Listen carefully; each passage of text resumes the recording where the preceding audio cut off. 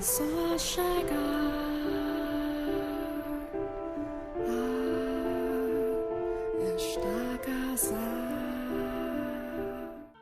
Trade it for food at the village, then make your way to a larger town. Please, allow me to stay here.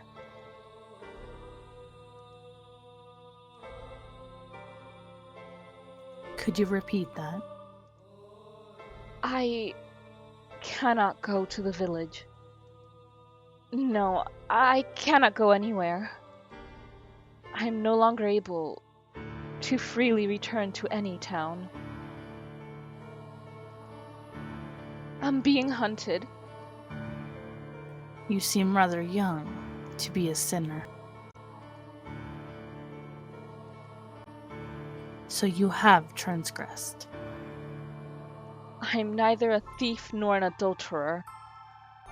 If I bear any sin, then it has been with me since birth. I will do everything I can to stay out of your way.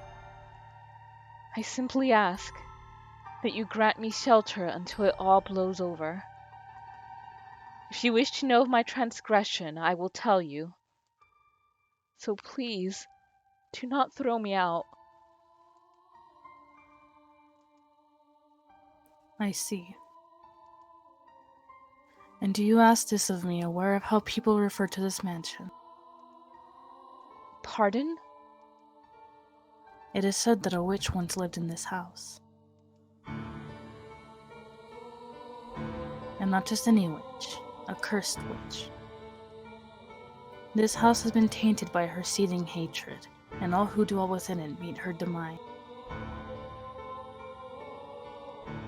But you live here, don't you? Like her, I too am cursed. Huh? What kind of curse? The one thing I can tell you is that your life is in danger if you get involved with me. Should you approach my curse, I am likely to take your life. You'll kill me? Yes, so you do not belong here. To live with me in this mansion is to sentence yourself to death. No matter what path I choose, I very much doubt I have a future. And if that's the case, No.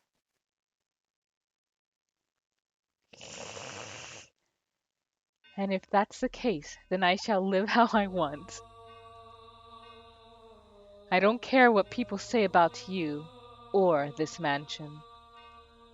I wish to stay here.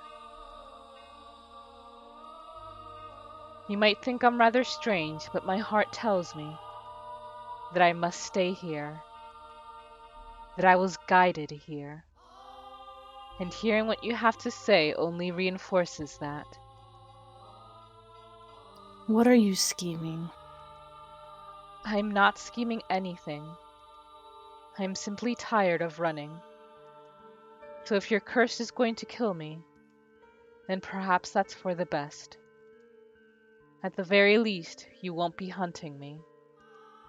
You won't try to flay me, or tear off my arms, or rip the flesh from my bones. And that's enough for me. If you have committed no sin, then why do they hunt you so fervently? I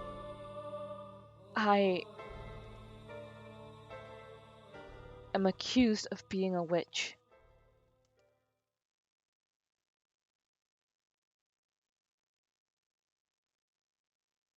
Master. Yeah, you take it since I've been talking a lot. Please wake up. Return to me. Ah, have you come too, Master? I apologize for sending you through the door without warning. It must have given you quite the scare. But I beg your forgiveness. I heard a terrible screaming from down the stairs and I panicked.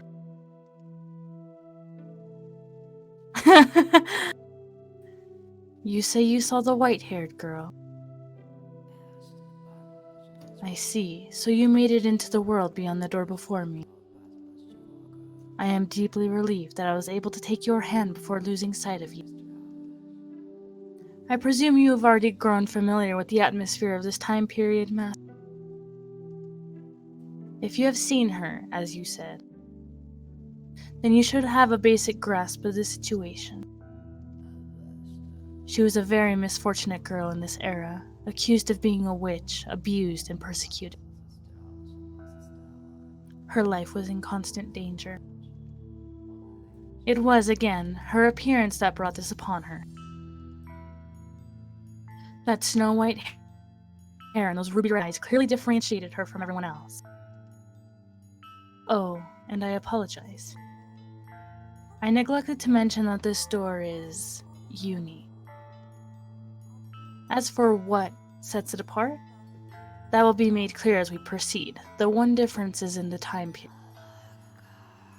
The tales I have shown you began with that of the beautiful flaxen-haired family, followed by the tale of the bloodthirsty beast, and then the tale of steel and proceeding in chronological order. However, the door we have just entered takes us to the period now known as the Middle Ages, long, long before the other three tales. Yes, that is correct. This is where it all began. The mansion's curse, the truth of the witch, and your identity. All of this should be made known. If, after this tale, you are still unable to reclaim your old self, then there is nothing more I can do.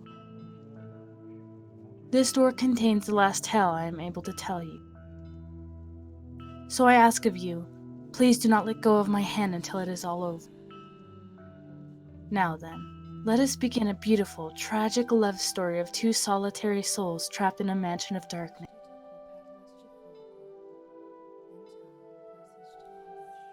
In that era, the mansion was a dungeon draped in darkness.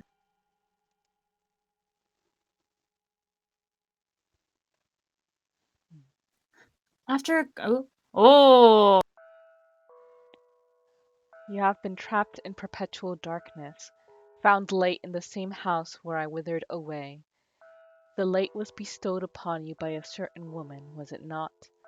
Leave everything to me, my dear. I promise I shall make this into a most beautiful tale. Yes, I am giving you special treatment, a rare act of kindness from me, of warmth. You do not wish her to know the truth, and I can make better use of her like this. So it is to both of our benefits, to rewrite the woman you loved. Rewrite? Is this the maid? Plot twist, the maid is the white-haired girl. That's what I'm thinking. Okay. My lifeblood was your sustenance, your prosperity. Upon my blood did you build your lives, a sin so great it shall never be forgiven. And by my blood were your lives extinguished. This is the power granted unto me by God. My blood shall become a curse, blotting out the stores. I'm the witch Morgana. Now let us begin a tale. The beautiful finale to this world. Okay, so this is all, I guess, the original witch who lived in the mansion? What the hell is this about rewriting the woman you loved? that's a little, that's scary. Rewriting. Does that mean like altering what we see? It might be. I really don't know. What the hell? Mysteries and mysteries, yeah. Huh. After a great deal of time on the run, the white-haired girl found herself at a remote mansion that stood in a dark, overgrown fort. All the windows were either boarded or shuttered, and it was even darker inside the house than out. Not even a ray of moonlight could enter those walls. Only naturally, the white-haired girl had assumed that nobody lived there. But her guess was incorrect. Someone did, indeed, dwell in the house. It was a young man named... how do you want to pronounce it? Michael? Michelle? Mikel? Mikkel? Mikel? Yeah, that sounds good. Though she could not make out the details of his face in the candlelight, she thought of him a very handsome. I'd agree with that. However, he proclaimed that to her that a witch resided within the mansion and that he too was cursed. Everyone who got close to him lost their lives. Do you think that what he told her was all nonsense? Oh, this is the maid! Mm-hmm. I thought it was just a regular narrator. A lie devised to chase her out of the house. The truth of the matter shall come to light in time.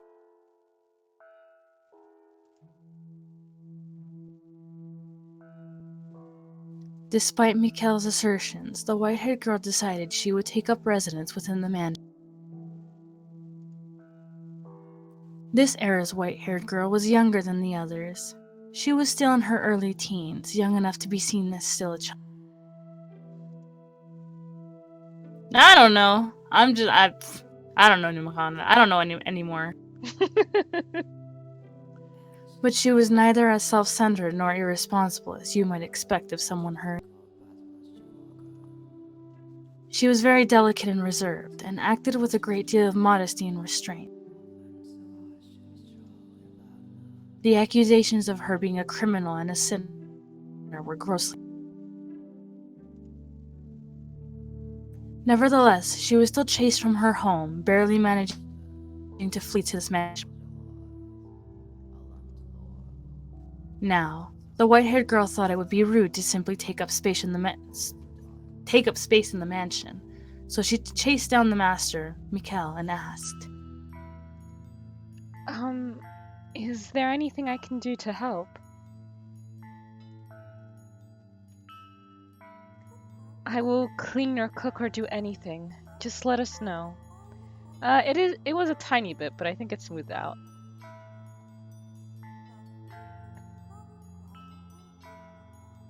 I want to repay you for allowing me to stay here.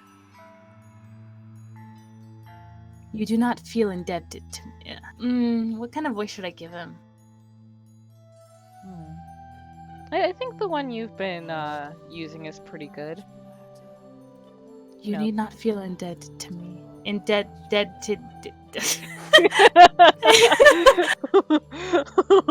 It's really adorable to actually imagining him like stumbling over that word. Shoot. Let me blow out my candle. You saw nothing.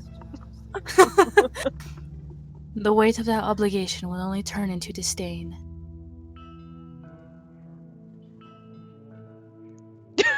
Mickey Mouse! Oh, how do... But I can't just stay here and do nothing. Do whatever you like. I can't do Mickey Mouse. I tried. As long as... As long as... As long as... You do not enter my room! No. That is all I ask of you.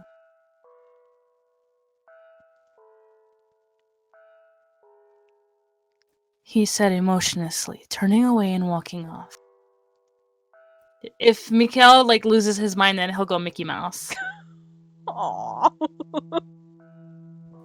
Mikel was not, I believe, spurning her. He was merely disinterested. He did not treat her disrespectfully, nor did he seem averse to her presence. Words simply did not seem to affect him at all. Not only was the mansion a prison for his body was also a prison ensnaring his heart. I should still do whatever I can. But she did not let that get her down. In fact, she might have even interpreted his disinterest as kindness. Well, after everything she's had to put up with, Yeah. just saying, don't go into my room, please, and you don't have to clean is quite a relief, I imagine. Though he was a bit standoffish, he did not attempt to cause her harm. He was nothing like the people who had accused her of being a witch and forced her to flee for her life. And she was deeply grateful for that.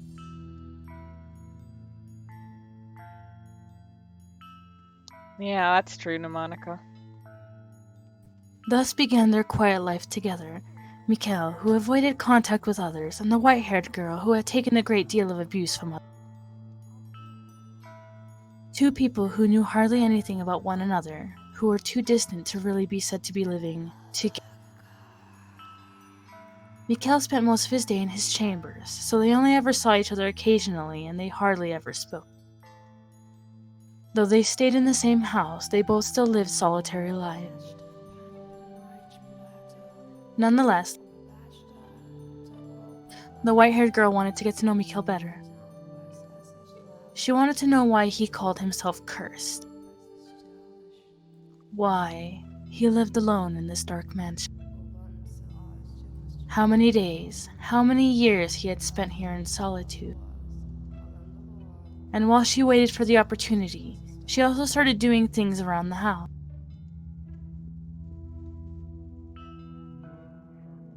The first project she set out to take care of was cleaning. As the windows were all firmly shut, her only source of light was candle. For whatever reason, there was a great deal of candles stored in the cellar. She wondered where on earth he had acquired so many, but she never found the opportunity to ask. It was difficult to even see all the dust and cobwebs with only candlelight, and considering the poor airflow through the house, she was afraid her efforts were going to be in. Still she persisted, sweeping and wiping things down, one room at a time. Eventually, she made her way to the library. The dust had settled there was much heavier than in any other room. With each breath, she had to fight back coughs. It was not a room one would normally be comfortable spending much time in, but the sight of so many bulky volumes lining the shelves sent her heart aflutter with. They're books. Incredible, real books. The white-haired girl had never seen a book before. She had heard people describe them, but that was the first time she had ever seen one for herself. Parchment was a very valuable commodity in that area. It was something monks or scholarly priests made use of, and not a material one could easily acquire without some degree of social. Books were not printed with machines, but copied by hand. Ugh, fuck that. A single volume took an incredible amount of work to create. Even the process of binding was an art.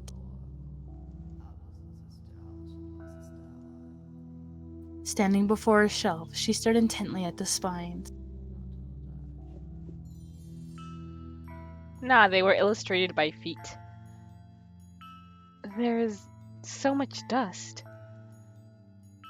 Does he not read any of them? Just a peek. Just a tiny little peek. She said, making excuses to the empty room as she reached her hand toward one of the books. The tome that caught her eye was on the upper shelf. It bore gorgeous jade embossing and looked like it belonged in a treasure chest. Almost. Though she tended to act older than her age, the white-haired girl was still in her early teens and not especially tall. Is this that thing we saw when we were walking around and all the books just crashed to the ground? Oh, huh. That might be it. Even standing tiptoe, it was still just barely within reach.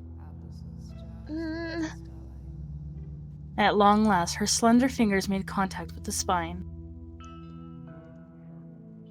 and she began to pull the book toward her. Ah! The library had sat abandoned for some time, causing the covers to stick together. And so when she attempted to pull one out, several others tilted with it. And then, almost all the books on the shelf came avalanching down onto her. Nice call. Hey! Ow. The white-haired girl groaned, buried under a mountain of parchment. She hoped she had not damaged any of her host's valuable collection, for the mess was enough of a setback already in her attempt to express her gratitude. Looking around, she saw one volume that was almost torn in half. She did not know whether it was in that condition before, or if it had happened in the fall. But nonetheless, she felt horribly guilty. Sitting there, unable to get back to her feet, tears began welling in her eyes. Then, suddenly, a shadow fell over the detective girl. It took a book in its hand and returned it to the shelf. For a brief moment, the shadow's hand reached hesitantly towards the white-haired girl, then changed course toward another.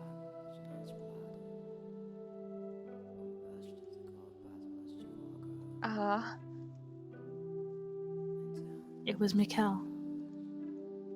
There was a hint of perplexity in his otherwise emotionless eyes. Perhaps he had heard the noise and come to see what had caused it. I'm sorry. Your books, What were you doing? I'm sorry. I wasn't trying to make a mess. I didn't mean to damage such precious books. There's no need to panic. I'm sorry. You make it sound as though I'm admonishing you. What? Do you want to read a book? I do, but that's not what I originally came here to clean. Clean? Cannot get over how gorgeous that sprite is. I know. I love his hair. Yes, I felt guilty simply being idle. I did say you could do as you pleased, but you have no responsibility to clean anything. I just ended up making a bigger mess anyway. You needn't apologize. Okay. If you want to read, help yourself to any of the books. But I don't know how to read.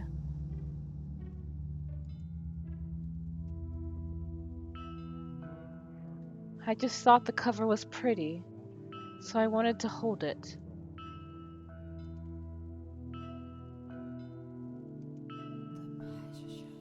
You're free to use them however you wish. If looking at them is enough for you, by all means. These are all your books, aren't they? They are. That's incredible. You have so many. It must have taken you a long time to acquire them all. One per month. What? My family sends me one every month. Every month? The white-haired girl turned her gaze back towards the shelf, squinting her eyes and beginning to count. When she finished, she was in awe. There was in excess of 100 books on the shelves, which meant he had lived there in solitude for many years. She was at a loss for words. Their dull tomes, dreadfully inoffensive and not even interesting enough to waste a few hours. Decoration is all they're good for. I see. If you can put them to some use, then perhaps my having them won't be entirely meaningless anymore. I am going to return to my room. Don't feel obligated to clean up. Just a minute. Was there something else? Could you tell me your name? I just realized I never asked for your name. Not knowing what to call you will make conversation awkward. Oh, that passed by. You don't need my name to. I want to, though. Mikkel. Mikhail, like the Archangel. The name suits you quite well. It suits me. It does, although it's difficult to see you in the dark. You seem to be a very handsome man, befitting of your name. I beg to differ. Giving me his name is the highest form of mockery. I expect the real Archangel is probably rather annoyed. I don't know. I think it's a wonderful name.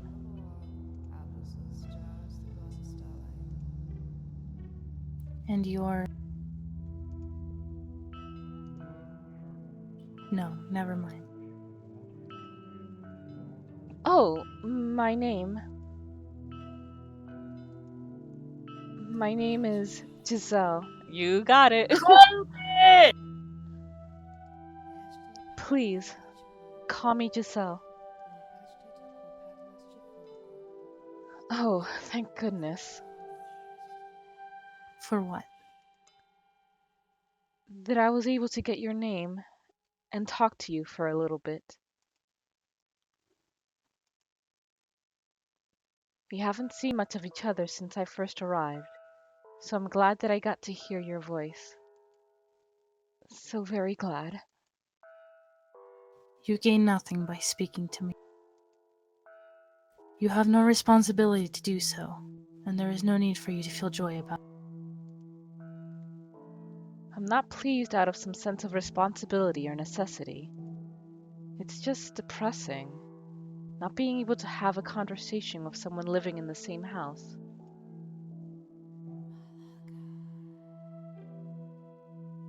You do not understand me at all.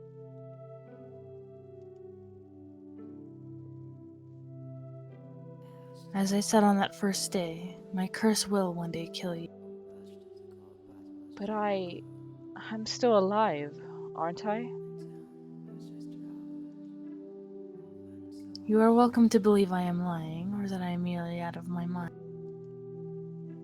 But it will be too late when you realize the truth. I'll be fine, I'm sure. Joke's on you, she lives for like another 1,000 years. And even if I do die because of your curse, I promise I won't hold a grudge. Could you possibly be keeping away from me out of concern? No, I simply have no interest in interacting with anyone. I would like to interact with you. If you don't mind, that is. As I told you, you have nothing to gain from that. I have nothing, not even words, to give you. My body is but a shell, even if I were not cursed. My presence would do naught but cause you discomfort. I don't think that's true. I don't believe that there's anyone in this world with absolutely nothing.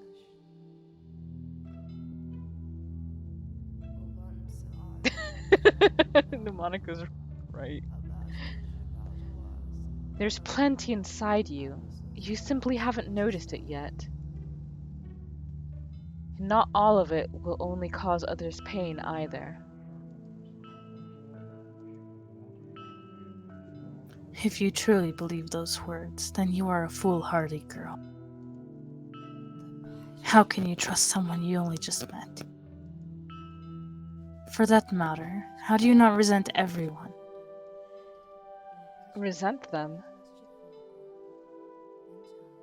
I can take a guess as to why people call you a witch and why you had to flee all the way to this mansion. Your white hair and red eyes. Ooh, you're getting a little robot-y again. Oh! Well, not robot-y, but there's like a little bit of static sometimes. I'll restart the call again.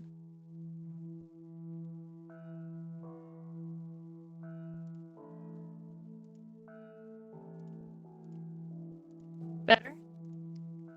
Seems so. Okay. Your white hair and red eyes.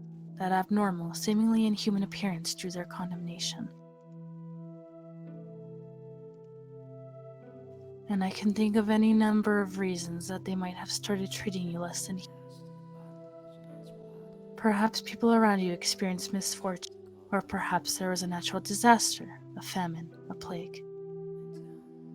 Some kind of external phenomenon. And you.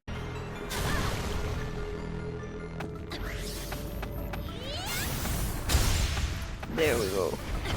Die. Die.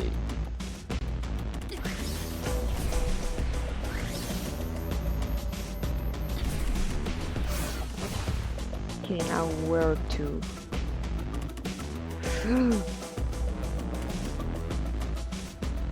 But I'm missing one. There you are.